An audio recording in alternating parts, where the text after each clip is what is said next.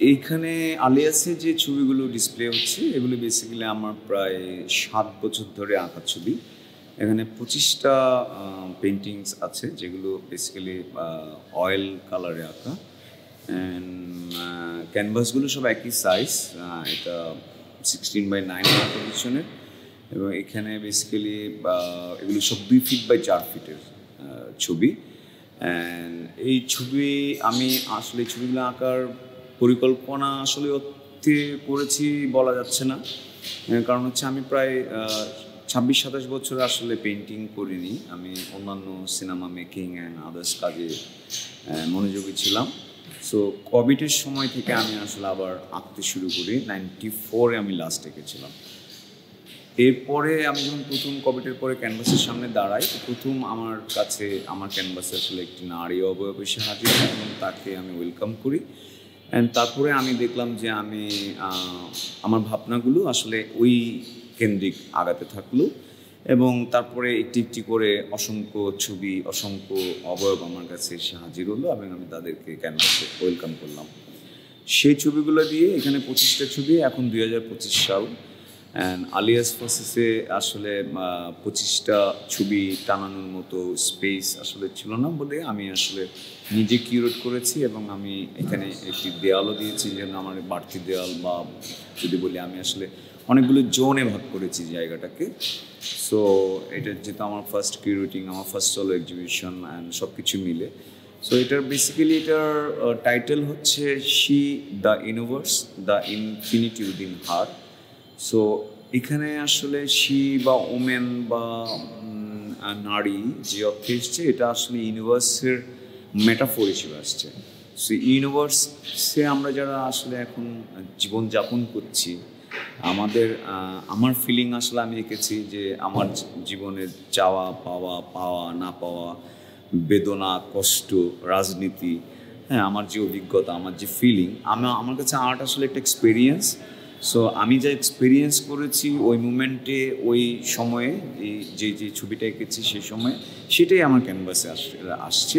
So আমি বলতে পারি যে আমার শুধুমাত্র এই 2020 থেকে 2025-এর গল্প না, এটা আসলে সভ্যতার শুরু থেকে যে গল্পটা আমার মাথায় আছে, মানুষের বিবর্তন, পরিবর্তন, উন্নয়ন, মেধার বিকাশ, যাই বলি, যে শব্দেই বলি, এই সমস্ত জার্নিটাই আসলে আমি এই প্রদর্শনীটার মাধ্যমে হাজির করার চেষ্টা করেছি।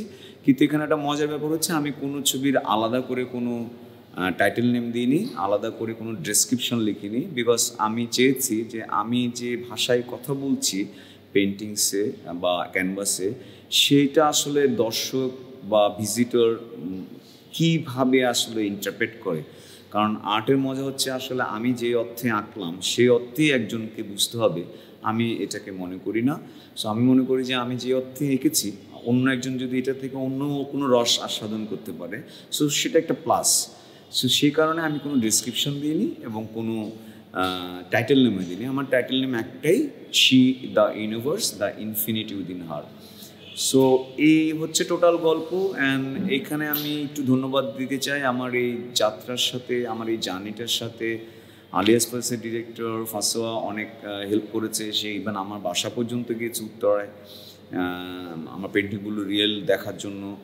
অ্যান্ড আমি একটু ধন্যবাদ দিতে চাই সিটি ব্যাংককে। সিটি ব্যাংক আমাকে অনেক বড় একটা সহযোগিতা করেছে আমার এই জার্নিতে, কারণ আমি যেহেতু আর্টিস্ট হিসেবে খুব পরিচিত না, পেইন্টার হিসেবে খুব পরিচিত না, সো ফলে আমাকে এরকম একজন আননোন পার্সনকে সিটি ব্যাংক আমার সাথে ছিল, এটার জন্য আমি সিটি ব্যাংককে ধন্যবাদ জানাতে চাই।